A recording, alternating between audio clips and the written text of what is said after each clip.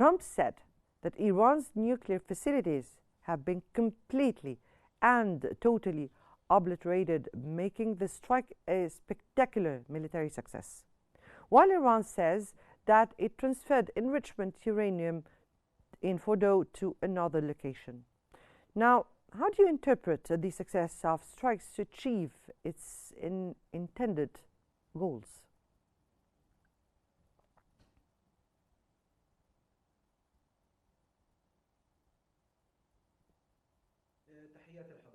Greetings to you and your viewers and your distinguished guest. In the outset, I read the American stance, specifically President Trump's, as he witnesses that witness some sort of American deception. There is an in-depth view that will see that the nature of the strategic relation in the Middle East that has manifested by double standard. One hand is shaking hands and the other hand is fighting.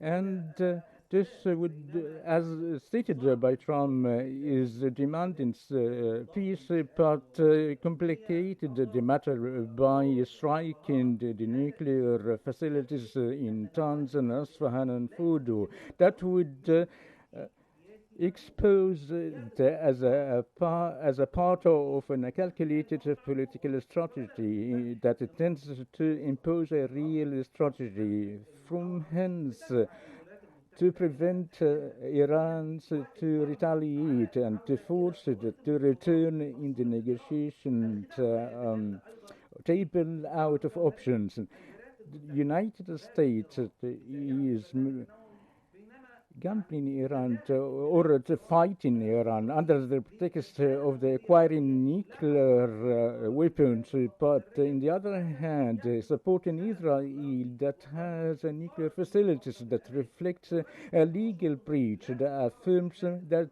Washington did not move for protecting the world stability, but to support its allies on the account of the national security, and promoting that Israeli strikes as a defending itself, but the strike serves Trump's agenda to show himself as a man of a decisive man of the foreign policy, but this cannot be measured equally. It is some sort of a great selection through which issues using the international cause instrument upon its interests.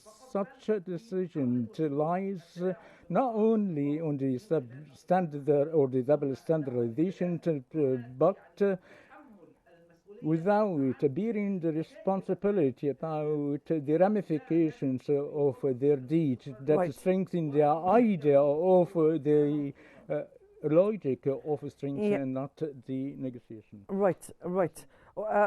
Getting back to Mr. Osman, Mr. Altemawy, you really raised a very important point, which is addressing the nuclear capabilities of Israel as well as that of Iran. We'll get to that.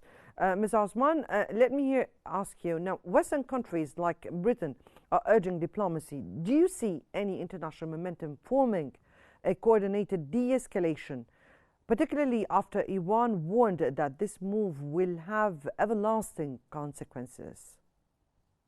Thank you for having me, Mona. Greetings to you, to your guest, and to your dear audience. So now we are in a very strange predicament as things stand, Mona, to be honest.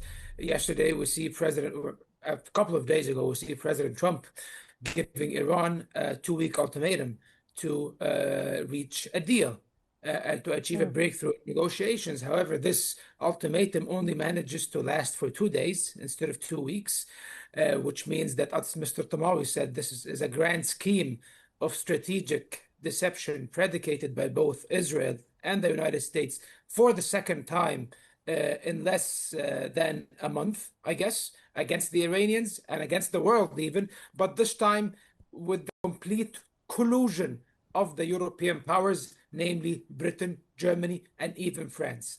Even when they were negotiating with the Iranians in Geneva, it was seemingly a part of the grand scheme, because all of these European countries supported the Israeli war of aggression against Iran, and now they embrace and condone the American aggression against Iran as well, a sovereign nation. And even Britain went as far as to warn Iran that if you retaliate against the United States, you will be targeting NATO countries, and then we will have to invoke the NATO Charter and we will have to attack you to defend the United States. This is how farcical things have become, Mona, unfortunately. And President Trump yesterday, in his Truth Social post, called upon the Iranians after destroying the backbone of their nuclear program, telling them now it's time for peace, come back for talks. So negotiate about what? So let's imagine, Mona, if I have a problem with these beautiful glasses you're wearing, and I say that they are radioactive and they might release laser beams that will incinerate me and incinerate humanity because I am a mentally retarded person. So you will tell me, because I'm powerful, that okay, let's negotiate. So we negotiate, and in the midst of the negotiation, I take away these glasses and I break them to pieces. And then I'll tell you, let's negotiate. What are we going to negotiate about? You have already destroyed the subject of the negotiation. What they are asking is basically guarantees from Iran of absolute capitulation so that Iran would not respond against the United States. This is the American calculus, an imperialist, neo-colonialist calculus that is transpiring before us as we speak. So I do not see that any of the diplomatic maneuvers right now by the West will help de-escalate the situation in the near future. However, I do believe that the Iranians, so far, their escalation is measured. They are not eager to enter into an open conflict with the United States at this point, because this would be tantamount to suicide. It seems so far, the indications are saying that the Iranians are going to escalate their attacks on Israel and maintain this war exclusively between them and Israel for the time being. However, they will not retaliate, in my opinion, substantially against US targets, at least at this point. However, we cannot dismiss or disqualify the very strong possibility that they might actually do that. Today, the Iranian parliament has called upon the government to shutter the Straits of Hormuz. So it seems now that they are trying to point out to the Americans and to the West in general, threaten them with the prospects of severing the 20 to 25% of the world's supply of oil. Over 50% of Europe's oil comes from the Straits, through the Straits of Hormuz. So Iran is trying to play its cards. However, if they overplay them, or if they take any rash decisions in terms of retaliating against the Americans, this will give the United States a pretext to continue its own war. And of course, let's be realistic, they will destroy Iran if this actually happens, and they do have the capabilities. And the US did demonstrate by taking out Fordow, Natanz, and Esfahan yesterday in this it was an impressive operation, yet terrifying at the same time. And I think that the message from it was not only for the Iranians, but also for all of the potential foes and adversaries of the United States. The United States was displaying a supreme show of force yesterday to the Chinese, to the Russians, to every other country in the region, showing them that the US does have lots of message came out of this strike indeed. Everyone. Lots of message, particularly that the US has already sent half of its capabilities, and that's for the very first time in the US history. Let me go to Dr. Altemawy. And Dr. Altemawy, how does this escalation shift the balance of power between Iran and Israel in the regional or within the regional context?